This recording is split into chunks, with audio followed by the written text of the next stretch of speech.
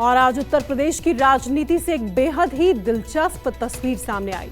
Samajwadi party के मुखिया अखिलेश यादव ने बीएसपी के संस्थापक कांशीराम की प्रतिमा का अनावरण किया। इस दौरान अखिलेश ने कांशीराम की तारीफ में कसीदे पढ़ डाले। आखिर कांशीराम की मूर्ति का अनावरण करके अखिलेश ने क्या संदेश देने की कोशिश की है, आइए इस रिपोर्ट में जानने की कोशिश करते हैं।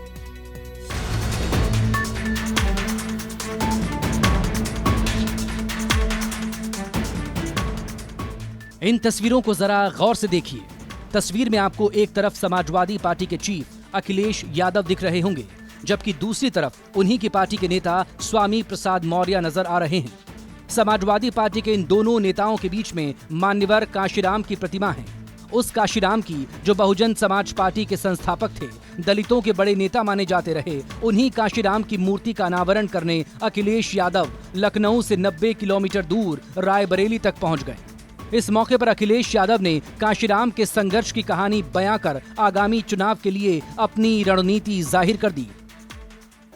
जिस बहुजन समाज पार्टी को बनाने में खून पसीना बहाया, जिस आंदोलन को उस ऊंचाई तक लेकर के गए, उन्हीं को सम्मान देने का काम आज हो रहा है। यहाँ पर इसमें एक नई राजनीति की शुरुआत की थी। जो लोग जानते होंगे वो जानते होंगे कि जहां उन्होंने पंजाब में जन्म लिया, पुणे में नौकरी की और उसके बाद वहां से बीएसपी से लेकर के उन्होंने एक पार्टी का गठन किया। दरअसल अखिलेश यादव और स्वामी प्रसाद मौर्य की ये जोड़ी बीते 6 महीने से मायावती के दलित वोट बैंक में सेंधमारी का प्रयास कर रही है। इसी कड़ी में कांशीराम की प्रतिमा का अनावरण कर दलित समाज में एक बड़ा संदेश देने की कोशिश की है।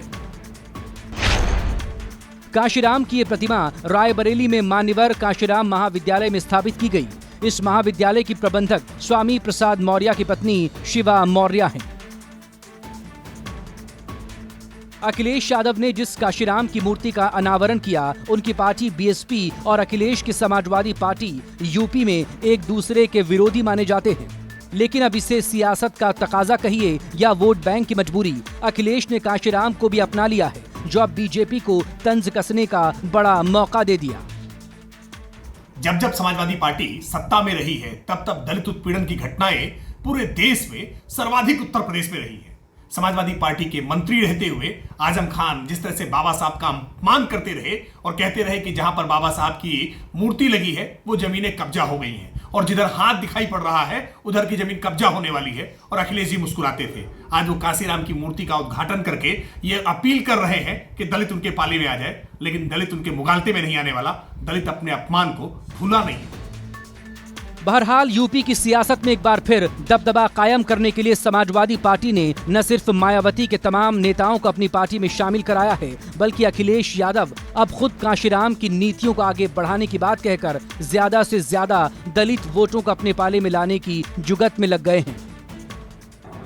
एक दौर ये भी था कि समाजवादी पार्टी कांशीराम और मायावती के साथ साथ बहुजन समाज पार्टी की नीतियों की खुलकर मुखालफत किया करती थी, लेकिन एक दौर ये भी आया कि अखिलेश यादव खुद अपने हाथों से कांशीराम की प्रतिमा का अनावरण कर रहे हैं। शायद सही कहा गया है कि सियासत में न तो कोई स्थायी दोस्त होता है, ना ही कोई दुश्मन।